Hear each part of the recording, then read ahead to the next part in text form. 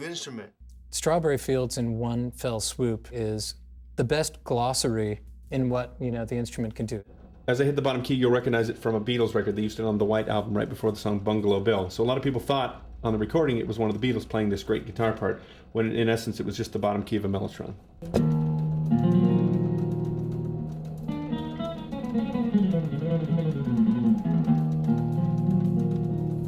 They were beginning Sgt. Pepper and messing around with some, early tracks, and we were in the studio at the same time, very close, doing Days of Future Past. And I just thought to myself, these guys have got to have a Mellotron.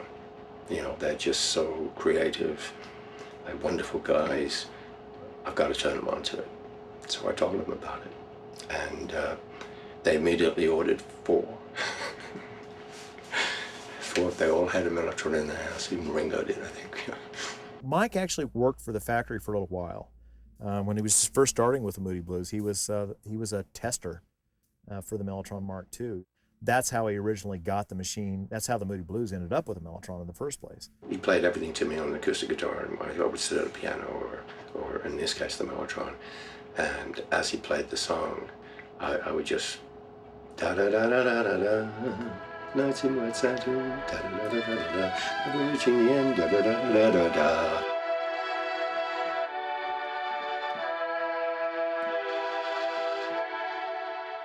So it was the filler to these sort of sparse vocal sections that he had.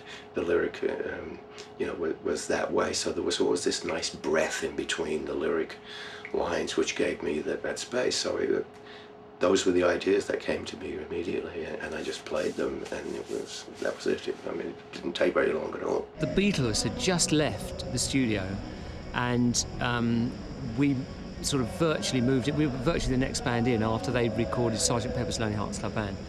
And we were recording Honesty and Oracle.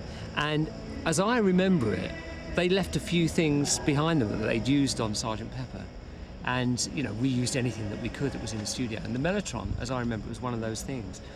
The way I started to use it was we couldn't afford to put an orchestra on anything. So the way I was using it to start with was in place of real stringed instruments.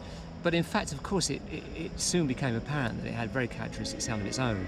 And you could use the pitch bend and sort of other devices on the Mellotron that gave it peculiarly its own sound. We never used the strings from a Mellotron.